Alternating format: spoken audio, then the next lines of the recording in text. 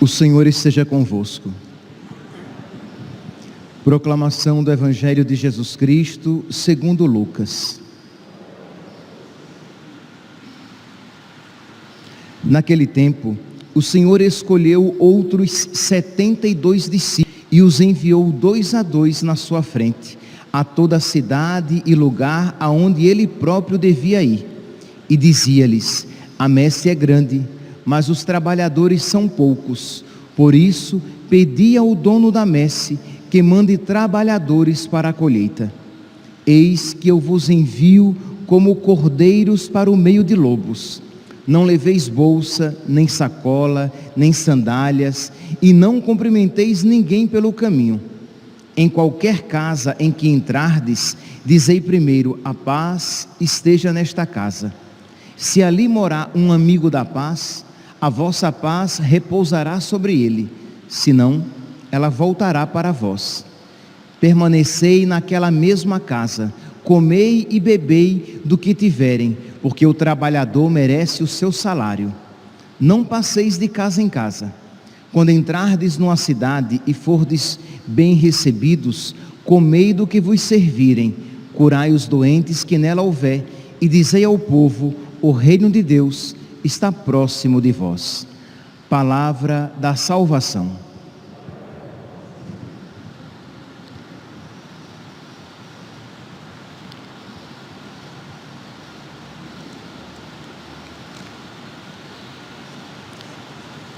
Caríssimos irmãos e irmãs, estamos celebrando a memória de São Timóteo e São Tito. Ontem nós celebrávamos a conversão de São Paulo, hoje nós celebramos frutos da sua conversão. Isto é, nós falávamos ontem que uma pessoa que se salva, uma pessoa que se converte, ela se torna instrumento de conversão para outras pessoas. Uma pessoa que se salva, ela se torna instrumento de salvação para outras pessoas. E aqui nós vemos 2 exemplos, isto é, aquela conversão de São Paulo, aquela sua abertura à graça, não foi apenas bênção para ele, mas para outros também. São Timóteo e São Tito são frutos da pregação de São Paulo, são seus filhos na fé, e assim ele os chama os 2, meus filhos na fé. E eu gostaria então de fazer a homilia de hoje, levando em consideração as palavras de São Paulo, de um modo particular, para São Timóteo. Também farei referência das palavras de São Paulo a São Tito, mas principalmente as palavras de São Paulo a São Timóteo. Meus irmãos, uma realidade que nós não podemos nos esquecer: Deus não abandona os seus. Mesmo em meio às dificuldades, mesmo em meio aos sofrimentos, Deus é fiel. É indigno de Deus se nós pensássemos que Deus abandona aqueles que nele esperam, que Deus abandona-os no sofrimento, na tribulação, na dificuldade, na solidão. Ora, se isso seria indigno de uma pessoa humana, isto é, quando um amigo está numa dificuldade, seria indigno pensar que o amigo abandona o seu amigo no sofrimento, quanto mais pensar isso do próprio Deus, pensar isso de Jesus Cristo. Então, essa verdade: Deus não abandona os seus, e aquele que tem fé, ele é capaz, mesmo em meio a grandes tribulações, a ter uma serenidade e uma felicidade tão grandes, que uma pessoa sem tribulação e sem dificuldade mas que não tem fé é incapaz de experimentar. Então, repito, uma pessoa que tem fé, ela é capaz de ser mais feliz do que uma pessoa que não tem fé. Uma pessoa que tem fé, passando por tribulação, ela é capaz de ser mais feliz já neste mundo do que uma pessoa que não tem tribulação nenhuma, mas que não tem fé. É verdade, não nos esqueçamos, não é para este mundo de São Paulo que nós colocamos a nossa fé em Jesus Cristo. É verdade que a nossa fé é para a vida eterna, mas é verdade também que o Deus do qual nós somos amigos, Ele não nos abandona. Ainda que eu passe pelo vale tenebroso, eu não temerei, porque Tu estás comigo. Então vamos lá, vamos repetir, para que fique bem gravadinho na sua cabeça. Uma pessoa que tem fé, passando por 1000 tribulações, ela é capaz de ser mais feliz do que uma pessoa que não tem tribulação nenhuma na vida, que tem muitos prazeres na vida, mas não tem fé. Por quê? Porque, meus irmãos, aquele que tem fé, ele enxerga o infinito. Aquele que tem fé, ele sabe de que as dificuldades neste mundo, elas são passageiras, e elas não podem sequer ser comparadas com a felicidade futura. Eu sei que vocês conhecem esta palavra de São Paulo, Romanos, capítulo 8, versículo 18. Tenho para mim que os sofrimentos da vida presente nem devem ser comparadas com a glória futura, nem devem ser comparados os sofrimentos com a glória futura, mas nós precisamos conhecer esta verdade de uma maneira nova.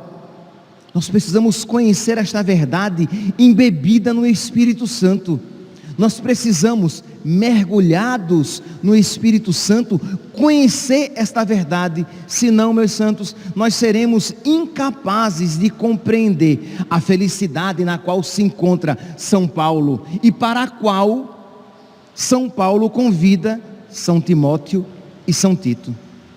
São João Crisóstomo, na homilia, na leitura do ofício das leituras de hoje, da memória de São Timóteo e São Tito, São João Crisóstomo, ele diz assim, que São Paulo, na estreiteza do cárcere, parecia habitar o céu. São Paulo, na estreiteza do cárcere, isto é, São Paulo preso, parecia que estava na felicidade do céu. Vamos aqui ouvir a leitura de hoje. São Paulo, repito, então, ele está preso. Então ele escreve, mas ouça aqui novamente esta leitura e se pergunte se parece com um homem preso. Paulo, apóstolo de Jesus Cristo, pelo desígnio de Deus, referente à promessa da vida que temos em Cristo Jesus. Ele se lembra então que existe uma promessa de vida, existe uma promessa de céu para nós, e é isso que lhe dá alento, mesmo em meio às correntes. A Timóteo, meu querido filho, graça, misericórdia e paz da parte de Deus nosso Pai e de Cristo Jesus nosso Senhor. Eu dou graças a Deus, a quem sirvo de consciência pura, como aprendi dos meus antepassados, quando me lembro de ti, dia e noite, nas minhas orações. Lembro-me das tuas lágrimas, sinto grande desejo de rever-te, e assim ficar cheio de alegria. Recordo-me da fé sincera que tens. Sem dúvida, assim é a tua fé. Por este motivo eu te exorto a reavivar a chama do dom de Deus em ti, que recebeste pela imposição das minhas mãos. Não parece um homem preso, porque ele está chamando Timóteo o quê? Tenha fé na vida eterna, e renove o ânimo no seu coração, renove o ânimo na sua fé, não se deixe abater pelos desânimos, reavivai a chama, o fogo, a labareda de Deus no seu coração. é a mesma linha que ele diz a São Tito. Hoje existem duas leituras possíveis. Nós optamos pela leitura de Timóteo, de São Paulo a Timóteo, mas poderíamos optar pela leitura de São Paulo a Tito, em que São Paulo diz também: Paulo, servo de Deus e apóstolo de Jesus Cristo, para levar os eleitos de Deus à fé e a reconhecerem a verdade da piedade que se apoia na esperança da vida eterna. De novo, existe uma esperança na vida eterna. Meus irmãos, se nós nos esquecermos da vida eterna, e aqui eu não estou falando de um esquecimento simplesmente mental, aqui eu estou falando se a nossa fé se esquecer, se o nosso coração não mais desejar a vida eterna, a nossa vida cristã vai se tornar uma desgraça. Eu vou dizer novamente: se nós nos esquecermos da nossa fé, se a nossa fé se esquecer da vida que Deus tem reservado para nós, nós seremos os mais desgraçados deste mundo.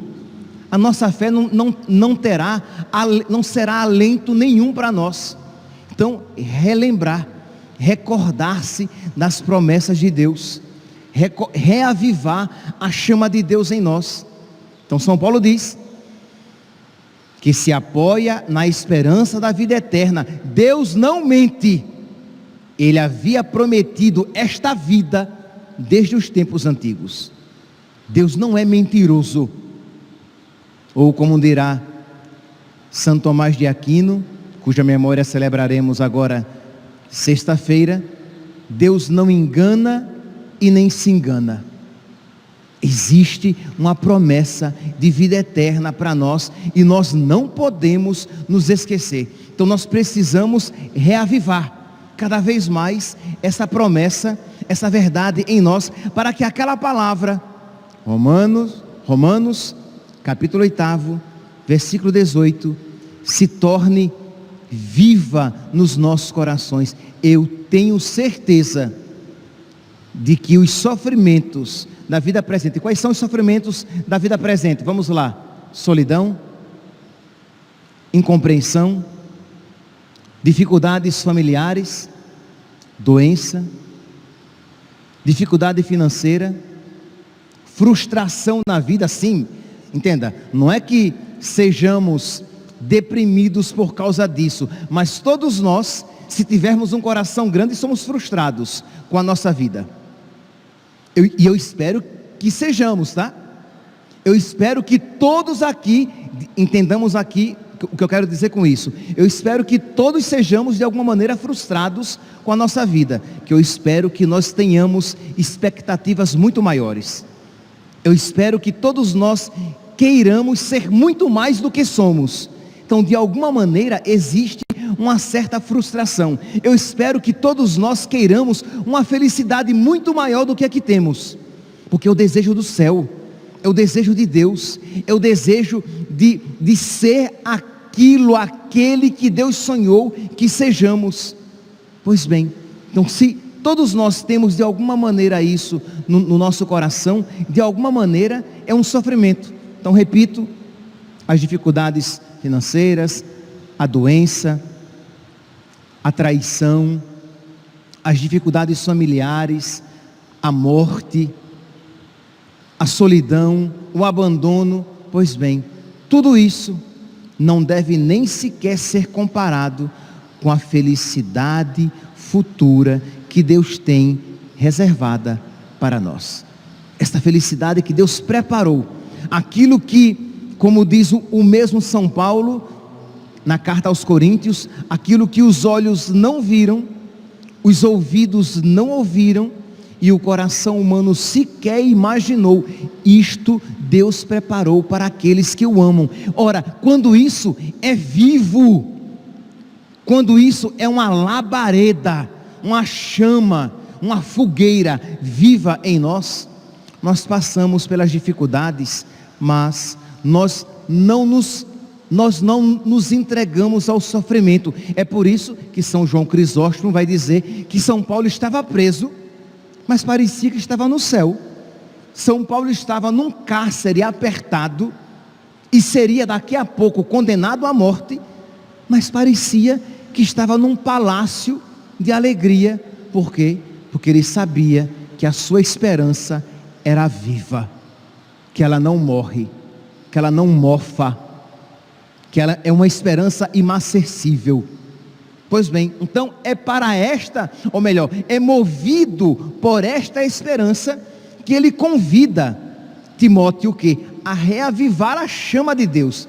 Isto é, meu filho, não tenha medo de se perder. Não tenha medo de perder a sua vida por amor a Jesus Cristo, porque Ele tem uma vida muito melhor reservada para você. Não tenha medo de gastar a sua vida por nosso Senhor. Não tenha medo dos perseguidores, daqueles que podem tirar a sua vida neste mundo, porque Deus tem uma vida perfeitíssima reservada para você no céu. E ele continua então, Timóteo,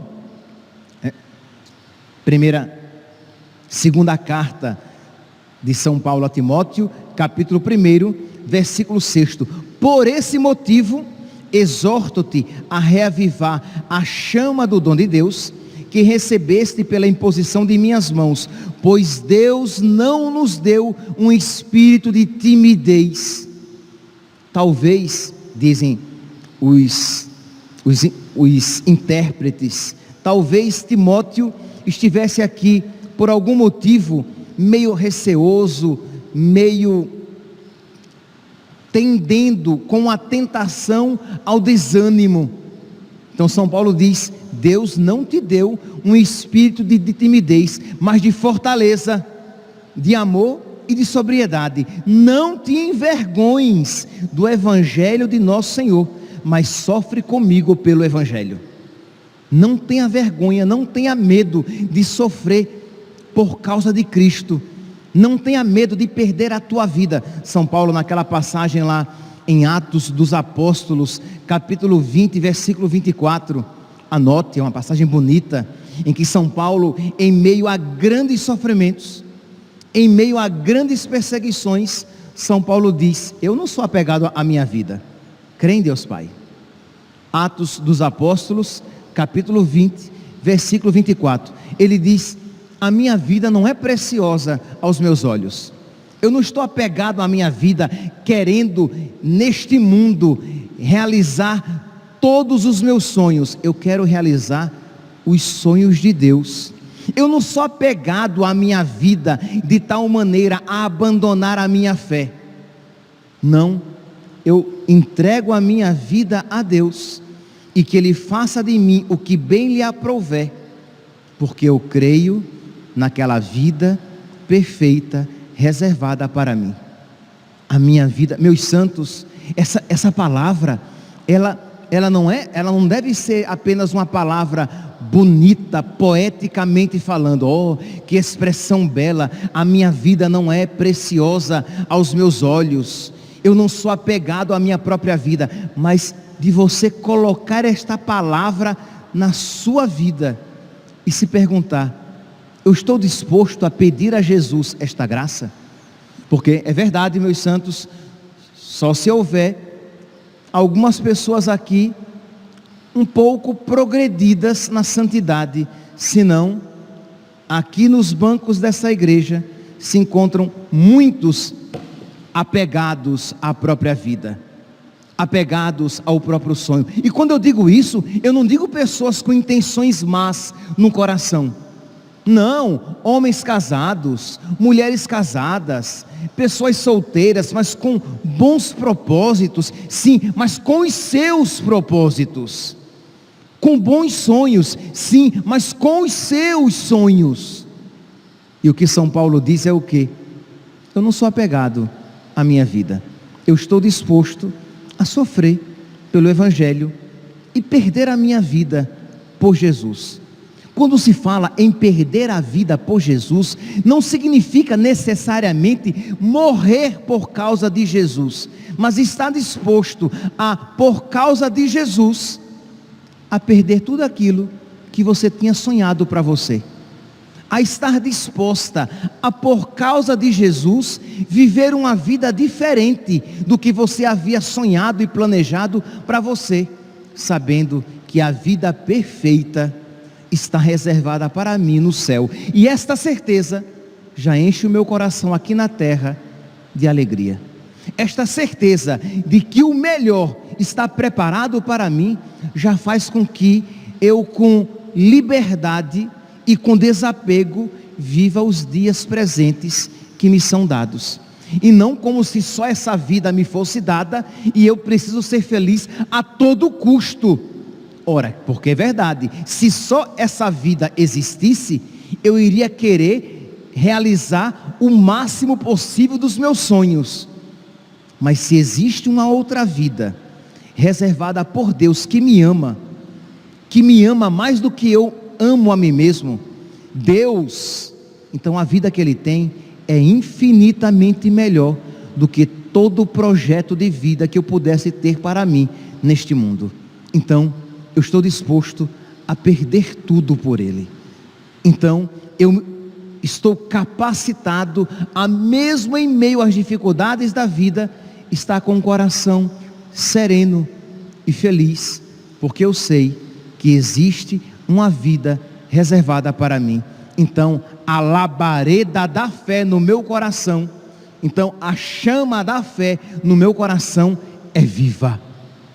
E é por isso então que São Paulo, firme nesta fé, pode chamar Timóteo a uma vida semelhante. Senão seria maldade.